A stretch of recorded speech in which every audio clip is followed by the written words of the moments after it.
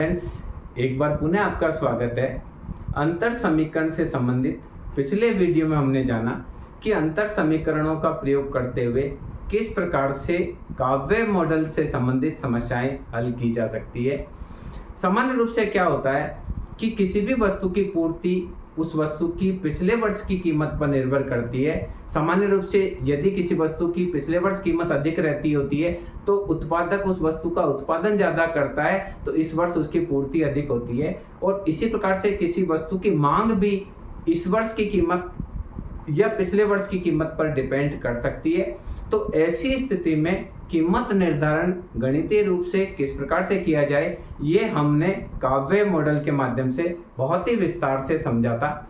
इसी क्रम में आज के वीडियो में हम ये जानेंगे कि अंतर समीकरण का प्रयोग करते हुए हम हेरेड के मॉडल की विकास की समस्या को किस प्रकार से हल कर सकते हैं। विकास की वारंटेड दर जो हेरेड के द्वारा बताई गई है उसका गणितीय रूप से किस प्रकार से निर्धारण कर सकते हैं। जैसे आपने यदि हेरेड का मॉडल पढ़ा हो तो आप जानते हैं कि हेरेड के मॉडल में 3 प्रकार के विकास की दर की बात की गई है। एक विकास की दर जो है वास्तविक विकास की दर है, दूसरी है अभिष्ट विकास की दर और तीसरी है प्राकृतिक विकास की दर। और हेरेड का यह मानना था कि इन तीनों विकास की दरों में चाकूदार साम्यावस्था होती है, अर्थात एक टैक्सी के पहिए की तरह तीनों जो विकास दर होती है, यानी वास्तविक विकास की दर, अभिष्ट विकास की दर और जो प्राकृतिक विकास की दर है G बराबर GW बराबर GN होना चाहिए। क्योंकि यदि इनमें से कोई भी एक विकास की दर अगर कम ज्यादा होती है तो अर्थव्यवस्था में असंतुलन उत्पन्न हो जाएंगे। उसकी वजह से या तो वृद्धि की समस्या होगी या मंदी की समस्या होगी। तो जब हम हेरेड का मॉडल डिस्कस करेंगे वीडियो में तो आपको बहुत अच्छी तरीके से समझाएंगे कि किस प्रकार की विकास की दर होती है। यहाँ हम हेरेड के विकास से संबंधित कोई भी प्रश्न अगर आपसे पूछ लिया जाए तो उसको आपको किस प्रकार से हल करना है, इस पर हम विस्तार से चर्चा करेंगे। तो अगर मान लीजिए हमारे को एक क्वेश्चन दे रखा है,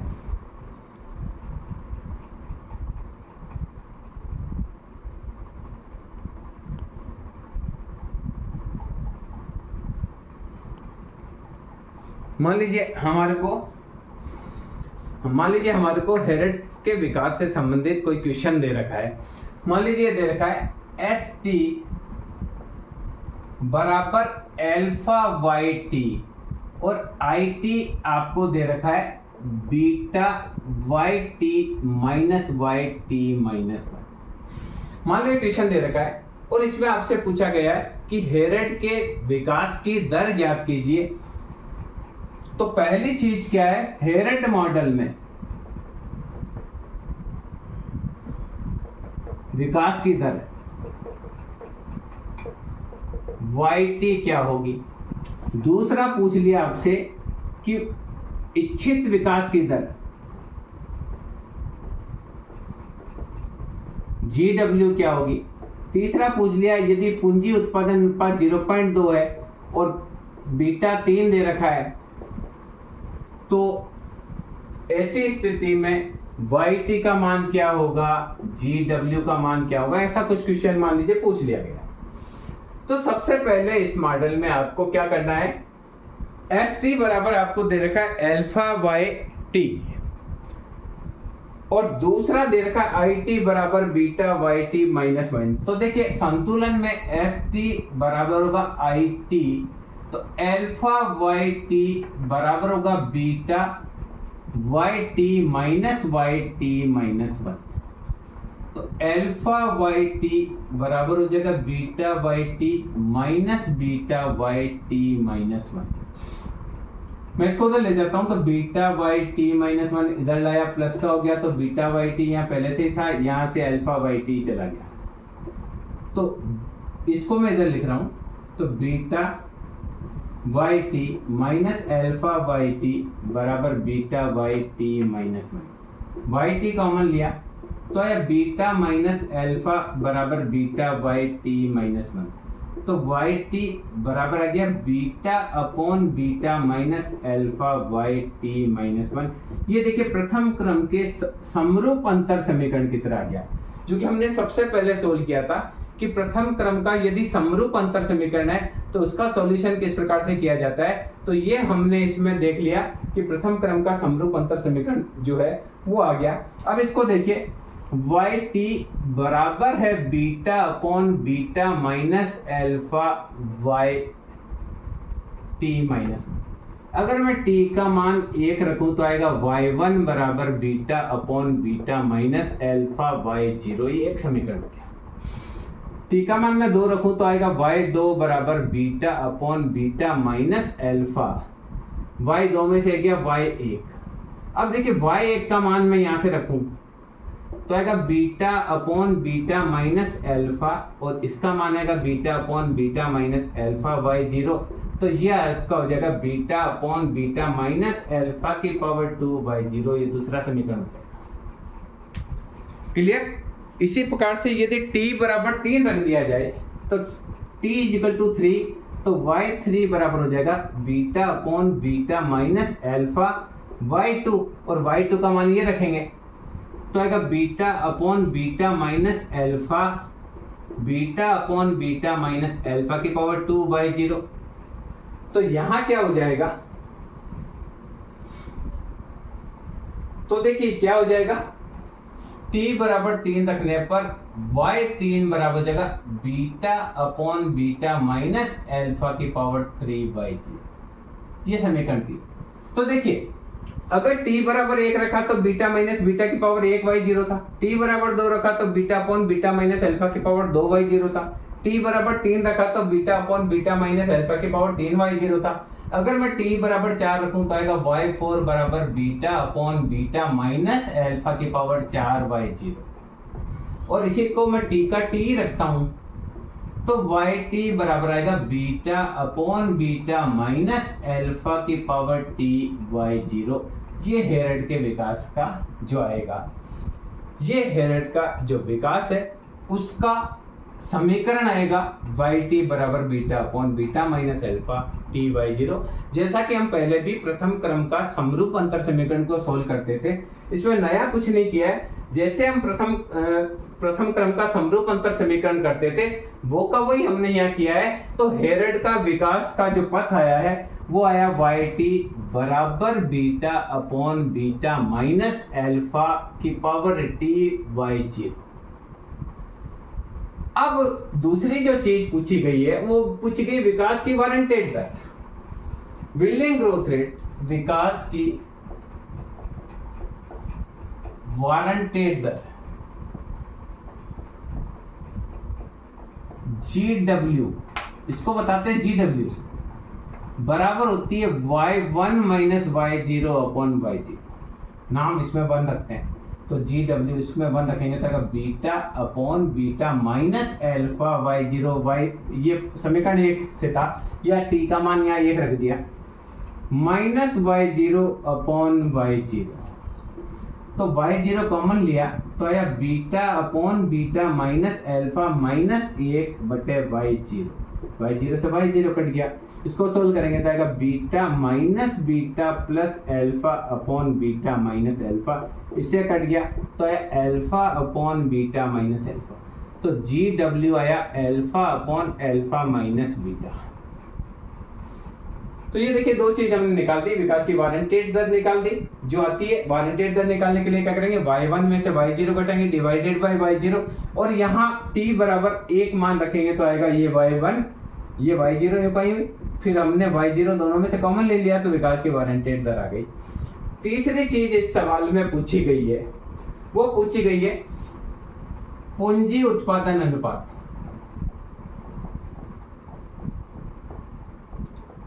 पूंजी उत्पादन अनुपात दे रखा है 3, सीमांत बचत प्रवृत्ति दे रखी है आपको 0.2, ये है अल्फा का मान, ये है बीटा का मान, तो yt का मान हो जाएगा, क्या हो जाएगा 3/3 माइनस 0.2 की पावर t/0, तो yt बराबर हो जाएगा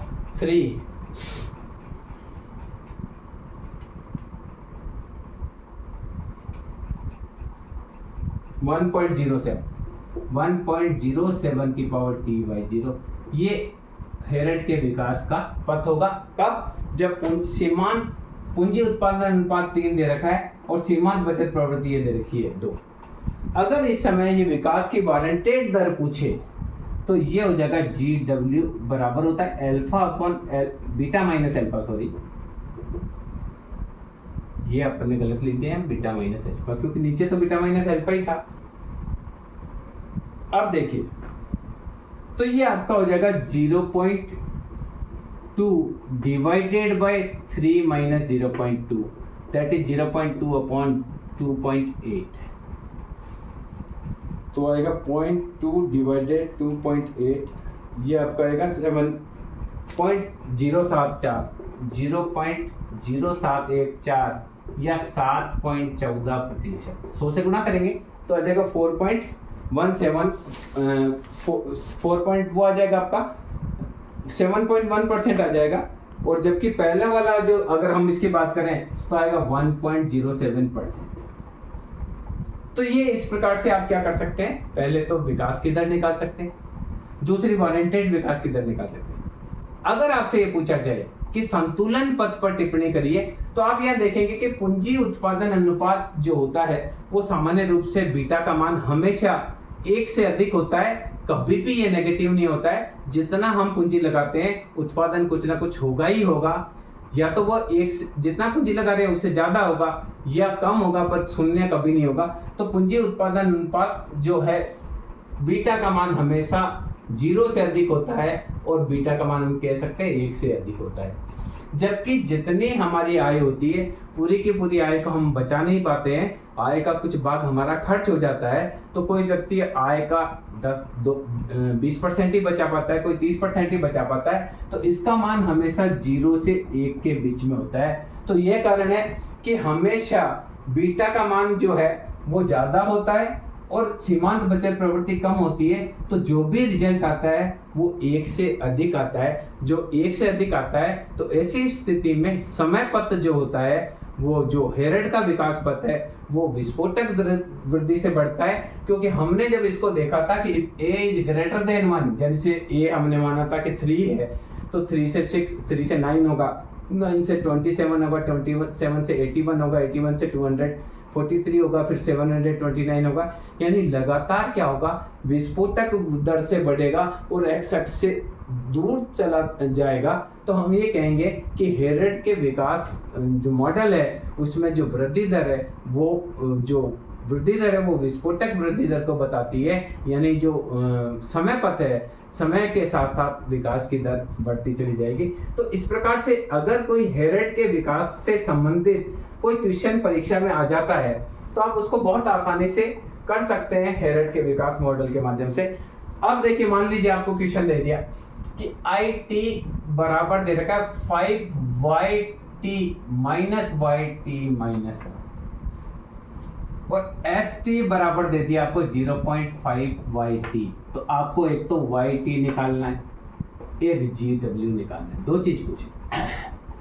तो मैंने इसको क्या करना है, संतुलन में ST बराबर होता है IT के, तो 0.5YT बराबर 5YT माइनस 5YT माइनस 1। तो 5YT माइनस 1 इधर आया तो यह आया 5YT माइनस 0.5YT, तो 4.5YT बच गया, ये 5YT माइनस 1 बचा। तो YT बराबर आया 5/4.5YT माइनस 1। तो YT क्या आएगा, 5/4.5। तो देखो 1 से ज्यादा ही आएगा, तो आया ये 1.11YT माइनस 1। और इसको सोल्व करेंगे तो YT बराबर आएगा, एक बार हमने करके देखा 1.1 की पावर T Y0, इसका समीकरण आएगा। क्योंकि अभी हमने करके देखा है अल्फा और बीटा में, तो वही आया था, तो ऐसा हम करेंगे तो यही आएगा क्योंकि अचर संख्या है। अब मान लो इसमें आपको Y0 दे रखा है 5000, तो YT बराबर है 1.1 की पावर T Y0। T बराबर 0 रखेंगे तो Y0 बराबर 1.1 की पावर T Y0। तो टी आपका सॉरी सीधा ही मान रख देते हैं, तो वाई टी बराबर हो जाएगा 1.1 की पावर टी गुणा 5000। अब ये तो आपका आ गया वाई टी। अगर आपसे जी डब्ल्यू पूछे तो आएगा y1 minus y0 upon y0।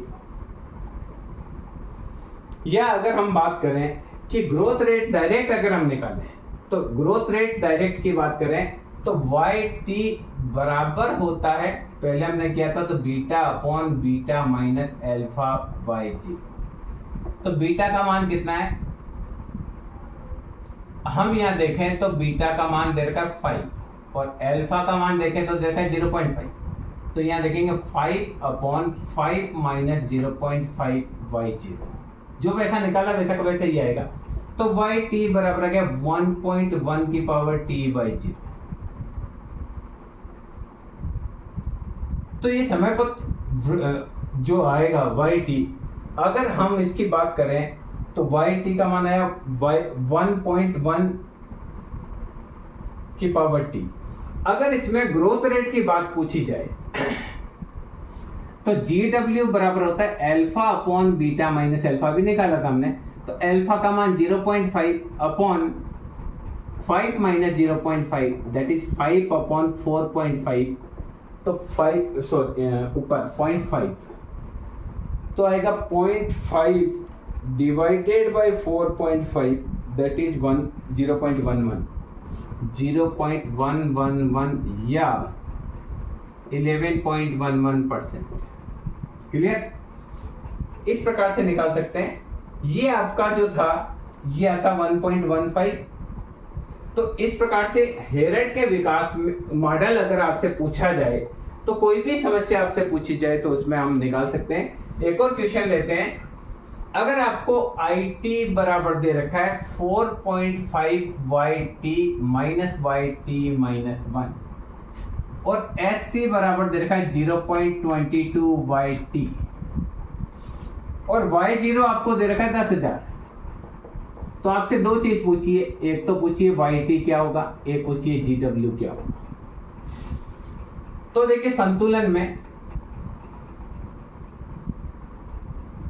4.5 YT minus 4.5 YT minus 1 that is 0.22 YT।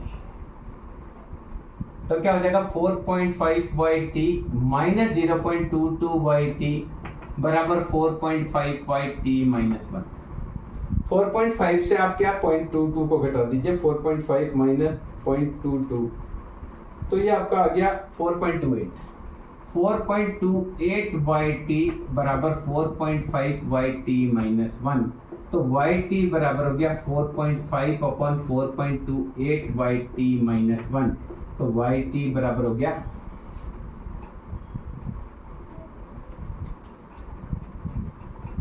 1.05 YT minus 1। ये छोटा समरूप है, इसका हल निकालेंगे तो आएगा YT बराबर 1.05 की पावर T गुणा Y0। ये हमने हल करना सीखा।